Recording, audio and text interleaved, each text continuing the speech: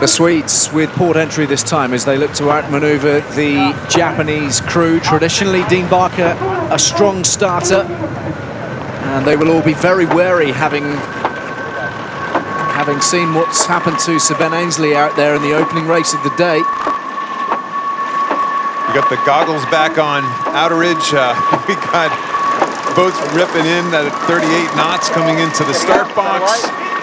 Full on, you know, and what you said, Ali, is exactly true. During the pre-start, during the milling about, for sure, the breakdown issue is on the top of everybody's mind, but it's like any sport. As soon as somebody blows the whistle, it's out of your head. It's just put the pedal down and send it and see what happens. And as you've mentioned, and we've heard the skippers mention so many times as well, the notion of caution in these boats, it doesn't really mesh. No, there's no notion of caution. Look at these guys ripping around and some of the comments off the boat. Caution is not a word that's used very often, but it was interesting that Peter Burling said they do have some techniques that they can actually back the boat off a little bit and, what, in his words, preserve it if they need to do it. Setting up straight away. Standing by. Drama then in the opening race of the day here in Bermuda, but now the first semi-final of the Louis Vuitton America's Cup Challengers between Sweden and Japan. Outridge against Barker, and the chase is on in the pre-start. This is when the two boats try and manipulate each other before the start line itself. Massive gap between the two boats. Look at that. We haven't seen that big a gap between two boats in a long time. But here comes Outeridge. He's going to just come screaming down and try to loop around the outside behind Team Japan. Try to loop around the outside. If he doesn't think he can get there, he will very quickly go head to wind again or try to gap off to the weather side of Team Japan. There's that gapping maneuver. Now it's too late. Now it's going to be time and distance. Who's going to get to that starting line first? Let's see if he can use a better angle coming from the weather side if you're Nathan Outeridge. Timing is everything, needless to say. And looks like these two are going to cross at similar moments. And the Japanese are away. The Swedes, though, just going a little bit quicker off the bat. That better angle coming down from the top of the starting line. But I tell you what, Japan is hanging in there. This is very, very tight going into Mark 1. Proper drag race on this opening reach. Can they get there before that wing wash disturbs their air? If they can round to the inside of this mark before Artemis, if they can keep an overlap, oh, they put the bows down at exactly the wrong time, and all of a sudden Artemis slingshots around the bow. So, yet again, we're talking about those fine margins again, aren't we? Didn't plunge into the water for long, but long enough for the Swedes to take advantage, and we know how quick they can be. We've seen them on countless occasions out here on the Great Sound, really putting the hammer down.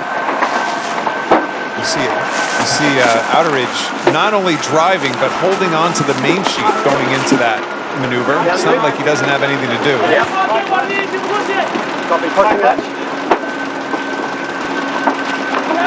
Big hitter here at the moment. Dean Barker taking the Japanese right up to the boundary edge. Puffy, shifty, say big header. That's an advantage to Barker. If somehow they can sail into a header on the new side, their header on starboard tack, let's see if they can get the breeze back as a header on port tack as well. Big field.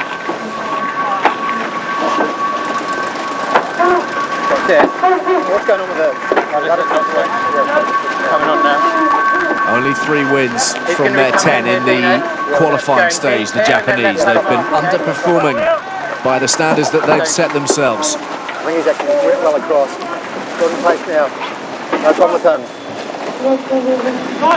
The Japanese coming in, likely going to be able to get through the gate in 1. Artemis, this is going to create a split again. Very close race. Up here in 3. Just enough of an angle for the Swedes to squeak round a relatively tight rounding of the gate, and the Japanese heading off in the other direction. Catching the speed there, 20 seconds. 18. Setting up. Right. So it was around about this time in race one that the Brits broke down. Happily for these two, no such troubles as yet. This is a one mistake lead right now. You know, one little splashdown after attack, and things then the pass happens immediately. So for both of these boats, just crucial moments to keep this thing up on the foils and just ripping. Starboard tack advantage to SoftBank Team Japan if they are that close. I think he's going to get across on Artemis. Should be by a couple lengths, but it's close. It's looking tighter and tighter. They bail out, and the port tack boat goes behind, so we got a nice pass already from Dean Barker, and they're going quick. We've seen them build these leads in so many of the races in the event so far, the Japanese. It's been clinging on to them that's been the problem. Great sight, isn't it? 30 knots upwind for all sailors back home. Just think about that for a minute. So true wind direction coming off of the boats right now. Showing a little more right-hand angle on the starboard side of the course, but that right-hand angle probably is what got SoftBank Team Japan across in the first place. Let's see if the ship goes back the other way. Remember, these puffs come down on different angles and directions down the race course. They are as big an effect as small amounts of boat speed, maybe bigger effect with boats that are going this even in speed.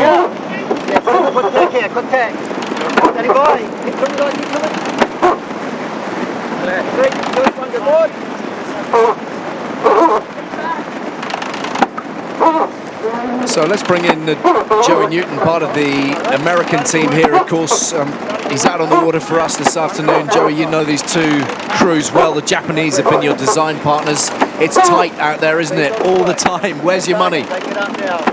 Well, I've got to say the Japanese, upwind especially, are looking really, really good. They took the unfavoured mark at the bottom there with one jibe.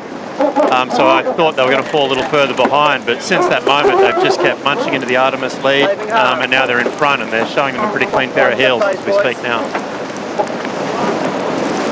This is something that we've seen out of Artemis very often, is that upwind pace, but 30 knots.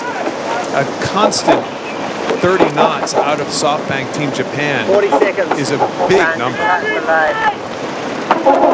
Wind shifts haven't changed much, right? Just shy of that 300 degrees. We're showing you wind shifts more because it has become such an important feature out on Great Sound with the breeze, very flat water, and the breeze coming over these land masses that we see at the top of our screen.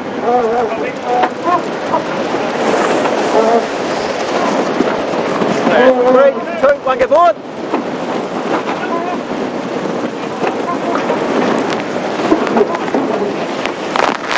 All right.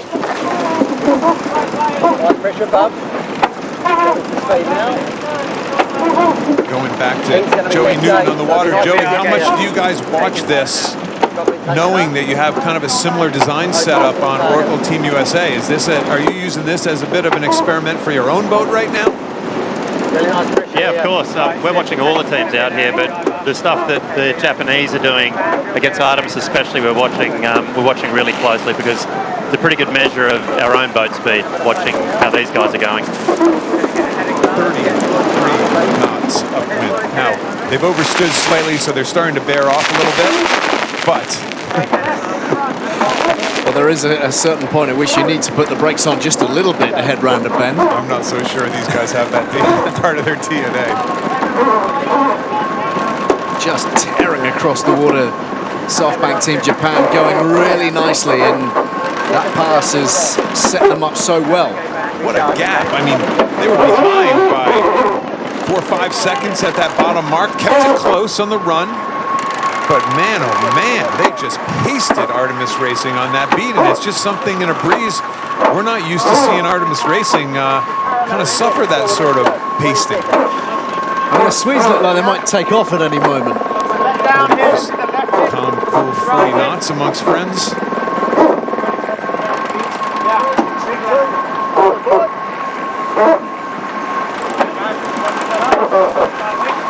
Quite a gap opening up between the pair of them, despite the boat speed of the Swedes under Nathan Outridge. I don't think they're going to be able to just jibe once and come in towards this mark, so we got a couple more maneuvers to go. Smoothness and stability, certainly on a 15-knot breeze, is much, much easier than lighter winds. Compare and contrast the crazy speeds that these boats are going at and the calm composure of Nathan Outridge at the helm. We saw in that interview leading up to this race, Outridge saying he's got two guys on grinders looking back at him, looking at his face. Whether I remember going offshore in ocean races and things, and if anybody sees any fear in the skipper's eyes, it spreads like wildfire through the boat. So he has to show that composure. Winning a race, losing a race, going way too fast, or even going way too slow. Maybe we've found another reason for the goggles. That's a good point. That's a very good point. Yeah, everybody's inscrutable behind a pair of goggles. I don't know what that word means, but I'll get the dictionary for you. Okay, Don't worry. Thank you. It means he can't be read. We have our wind direction indicator up there, a slight right-hand shift. The course is set up to 155 degrees. Right now, the breeze is blowing in at 165 degrees, which means both of these boats are on the correct jibe into the mark for a wind shift. All right. Stop it. You're aboard, Dad. Got to get the camber out there. Smooth manoeuvring from the Japanese and turning upwind for one more leg here.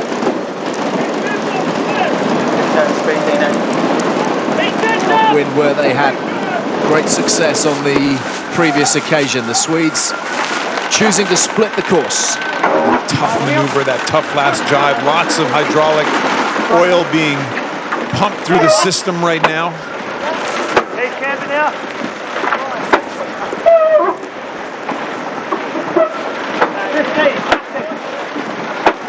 And that is what the grinders are up to. That is fundamentally what they're doing. If you haven't seen too much of this kind of sailing before, this frenzied activity from the grinders, pumping that hydraulic fluid around all the systems so that the wing can be trimmed, so that the various different parts of the boat can be manipulated.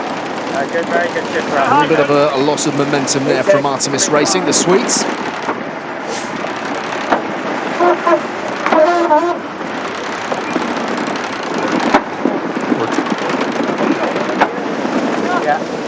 Seem to have been finding a bit of form recently, Artemis Racing, but here being tested to the full by Dean Barker and SoftBank Team Japan. 3, 2, 1, get forward.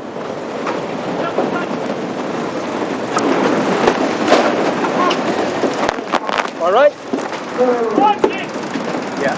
Pushing at me, Dino. Yeah, pushing at you. Coming back to action here, the Japanese have clearly gained a little bit more on this leg, and that's after possibly sailing out of phase to the wind. That our indicator is still showing a right-hand shift, and they came from the left and actually gained from the left.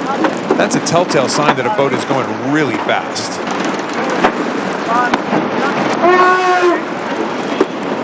Pretty low on oil, yeah. Haven't got enough oil. Carrying on a bit. 35 seconds to down, loading. Boundary tack. Copy. 25 to boundaries. You heard them say pretty low on oil. This is an interesting feature of this modern day America's Cup. You wonder if they weren't low on oil, if they would have tacked exactly when because this is a risk when the boats split apart like this. Artemis is splitting apart looking for a better wind shift on the right-hand side of the race course, but I wonder if the fact that they talked about, they were low on oil, they couldn't tack with them right away, and it creates this split again.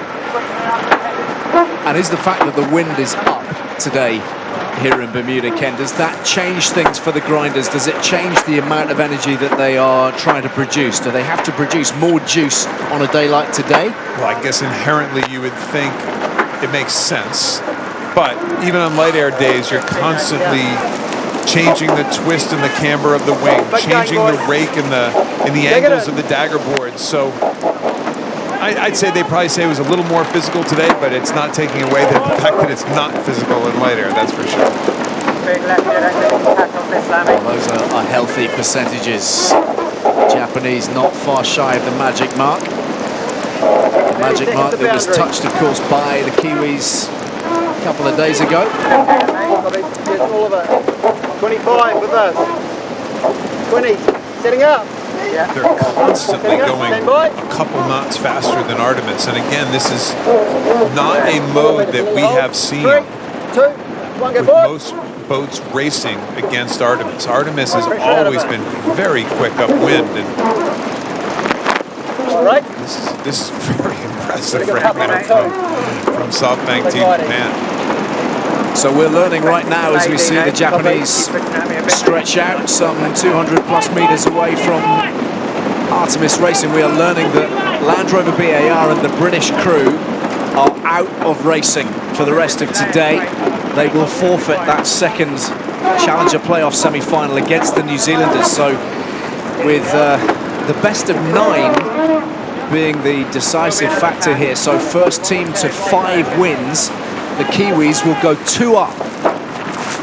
Setting up, boys. Now, I believe, not to take away from this race for saying, the Kiwis will have to start the race, and then the Brits will be black flagged.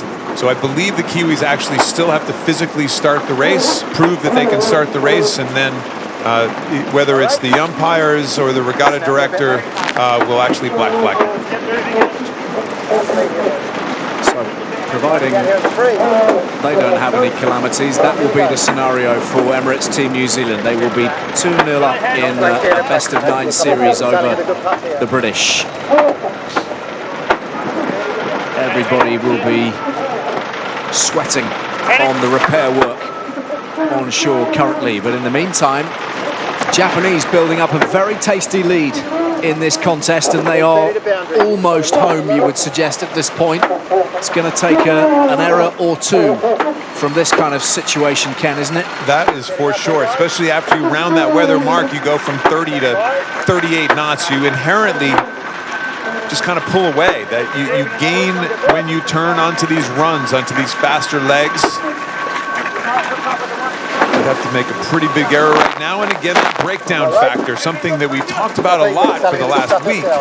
We saw it come to fruition today, of course, unfortunately for Land Rover BAR, and you just never know these carbon fiber fragile boats. If they're too strong, they're too heavy, and you're slow. If they're too weak, they break, and you can't race. It's really, you got to find that perfect balance. Are you on that line? No SUD, no post on us, yeah, we'll cover. Well, they haven't been at their best, the Japanese here in Bermuda, but they will be well pleased. Things seem to be coming to fruition at plumb the right moment. Frankly, the qualifiers are consigned to history at this stage. If you can bring out your A game in the knockout stages, as we are in right now, that is all that matters. It's a tricky little lap. We haven't seen a final leg like the one we're going to see. It's literally about 250 meters long, and it's a quick little angle change right into the finish. The finish line is literally, you know, a solid 9-iron right out in front of our booth here, Ali. It's going to be a quick maneuver. You know, I'm not saying it's setting up for disaster, but it's certainly not something that the sailors are used to. This type of very, very fast, quick jibe that they're going to have to do to get across the finish line. A little bit more instability from the Swedish team. Go, boys. Come on, not helping their cause, but this race is run, I think, from their perspective at this stage. Maybe these are the sort of moments when they recognise that they have too much ground to make up, when they perhaps start to nurse the boat a little bit.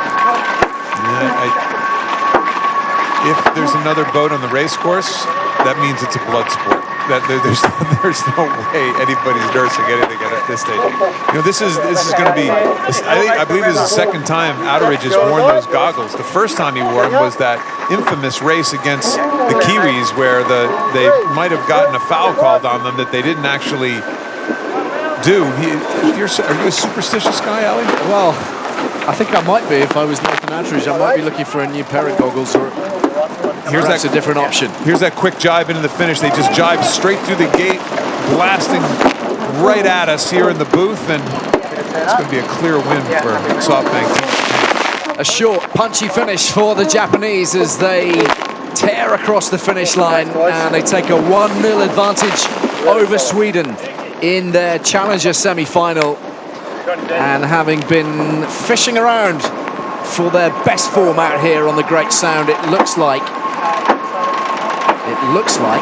and it's hard to read too much into just one race, but it might appear as if they are beginning to find their feet.